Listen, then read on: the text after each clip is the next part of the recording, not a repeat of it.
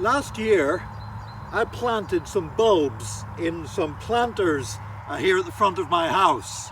I put all kinds of bulbs in layers. It's called a bulb lasagna, where you put different kinds of flowers on top of each other. The idea is that they will then blossom at different times in the spring and into the summer. Now, when I did it, I'm finding my way. I'm an amateur gardener. Now, my dad was a botanist. My dad had an amazing garden. And if my dad was still alive today, he would probably shake his head sadly at my pathetic efforts at gardening. But anyway, this was my first attempt to plant bulbs. So I planted all these bulbs. It took a day to do it all. And you know, I was thinking ahead. I'm thinking it's going to be great in the spring. It's going to be great in the summer when all these flowers start coming up. And then a few weeks later, I came out here to the front of my house, and all of these boxes, they were all dug up. Some kind of an animal. I don't know if it was a fox, if it was a rabbit or a cat or what it was. Some kind of animal had got in and dug all the bulbs up. They were chewed up, they were lying around, and I tried to shove them in as best I could, but I knew it was a total mess. And I remember saying to myself, all that time wasted. There's no way any of these flowers are going to be able to come out of the ground next year. And yet here I am, and look at these daffodils, they're starting to come up. Even whenever they seemed to be having no chance, whenever it seemed like this was all past it and finished, they still managed to grow.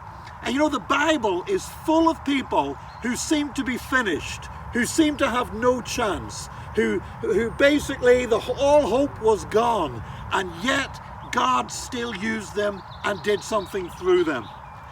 In the Old Testament, in the book of Esther, we read about a young woman who was basically a victim of people trafficking. She was enslaved. She was put into the king's harem. She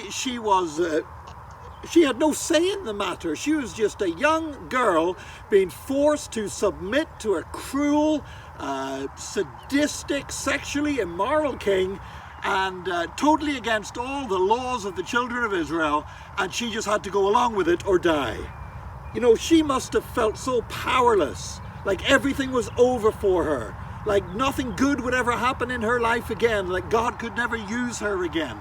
And yet there came a day when her influence at the royal court meant that her uncle Mordecai came to her, and in Esther chapter 4 verse 14, Mordecai said to Esther, "Who knows, but you've come to the kingdom for such a time as this." Well, you know, we're living in some strange times right now. And I actually saw somebody on Twitter say, I'm gonna scream if I hear anyone else during this coronavirus crisis say, "for such a time as this." Well, I'm gonna have to tweet this video, and I hope they scream, because I believe for many of us, it is for such a time as this. God wants to do something in our lives. God wants to do something through us. We look at the darkness, we look at what's happening with the economy, we look at people losing their lives, we look at the risks our health workers are taking. We can't even meet together as a church on a Sunday at the moment. But I want to tell you, who knows, but you've come to the kingdom for such a time as this. And I believe that God's going to take us, and God's going to use us, and God's going to do things through us that we never dreamed were possible. Who knows that we've come to the kingdom for such a time as this? Listen, my daffodils didn't know when they were beaten. Esther didn't know when she was beaten. She still climbed back up and had a part to play in the destiny and the history of her people that's still remembered and celebrated in Israel every year to the present day. And God's going to do something similar through you and through me. So let's look for the opportunities and say, who knows, but we've come to the kingdom for such a time as this. This was another Take 5, a 5-minute inspirational message from Solid Rock Drogheda.